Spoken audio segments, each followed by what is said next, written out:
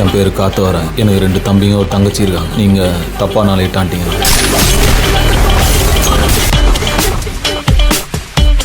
He is smarter than I thought. எங்க போயிடுவான் புரிஞ்சுக்கலாம். இந்த மாதிரி ஆளுங்களை தொடக்கூடாது. தொட்டா கன்ஃபார்மா முடிச்சிடணும்.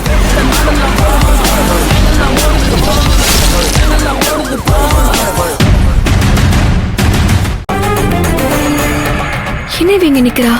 அத்தை எதுவும் போய் பேசக்கூடாத விஷயத்த பேசிட்டாங்களோ? அக்கா, ஏன் உஷா அங்கேயே நிக்கிற? உள்ள வா. அக்கா,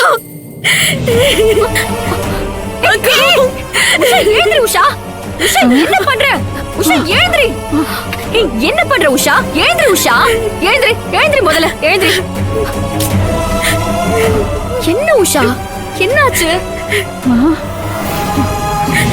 யாரு என்ன சொன்னாங்கன்னு தெரியலையே.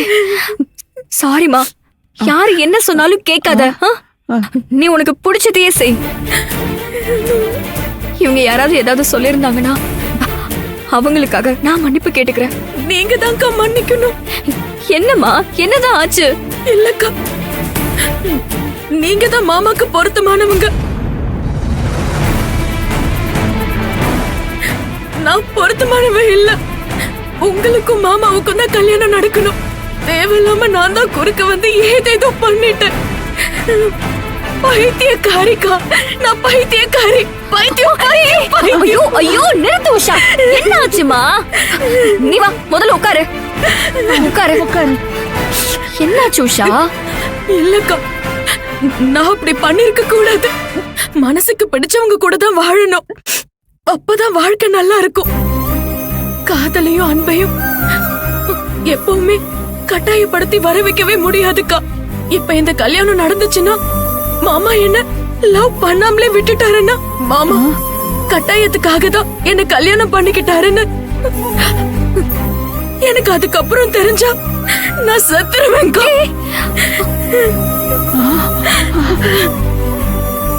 மாமா என்னைக்காவது லவ் பண்ணுவாருன்னு தான் இவ்வளவு நாளா நான் வெயிட் பண்ணேன். ஆனா கடைசி வரைக்கும் மாமாவுக்கு லவ் வராமலேயே நான் அவரை கல்யாணம் பண்ணிக்கணும்னு நினைக்கல. ஆனா இப்ப அதுதானே நடக்க போகுது. அது இப்பதான் புரிஞ்சுது. என்ன சொல்ற உஷா? ஆமாங்கா, மாமா மனசுல நீங்க தான் இருக்கீங்க.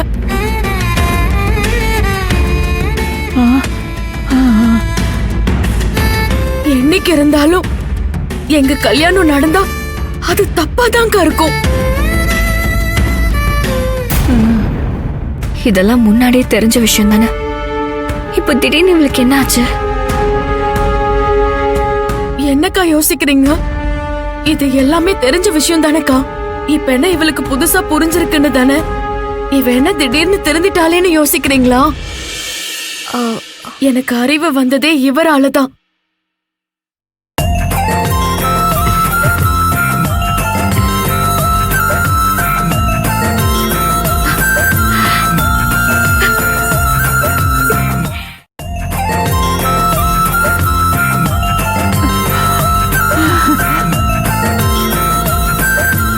Hi collector madam.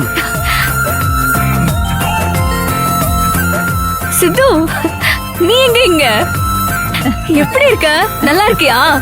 என்ன திடீர்னு? எனக்கு என்ன, ஐ எம் குட் சுந்தரி. உனக்கு ஒரு பிரச்சனைனா வராம இருப்பேனா? எத்தனை தடவை உனக்கு கால் பண்ண, வந்து பாக்குறேன்னு சொல்லிட்டே இருந்தியே தவிர வரவே இல்ல. அப்பெல்லாம் நீ சந்தோஷமா கால் பண்ண.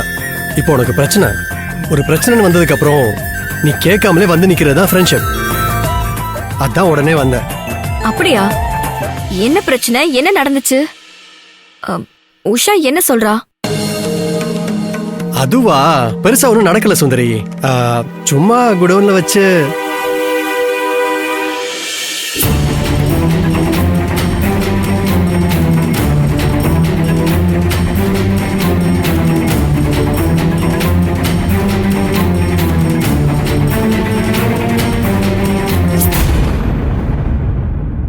பாவி, IPS படிச்சு இப்படி ஃப்ராட் வேலை பாக்குறியா நீ?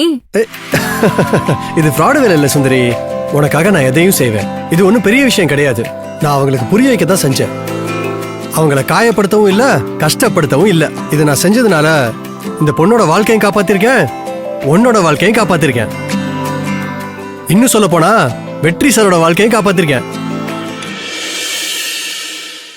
ஆமாங்கா, சார் வந்து எனக்கு உண்மைய புரிய வச்சாரு. ஆபரேஷன் பண்ணும்போது வலிக்க தானே செய்யும். ஆனா வலிக்கதானே அந்த ஆபரேஷனை பண்ணலன்னா பிரச்சனை ஆயிடும்ல.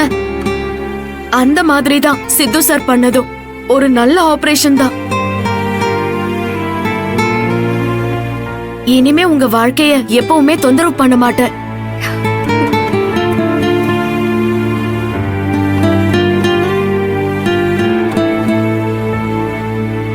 நீங்க மாமாவை கல்யாணம் பண்றதுக்கு மட்டும் சரின்னு சொல்லுங்க. என்ன யோசிக்கிற? நானே சொல்றேன் தா, சரின்னு சொல்லுதா.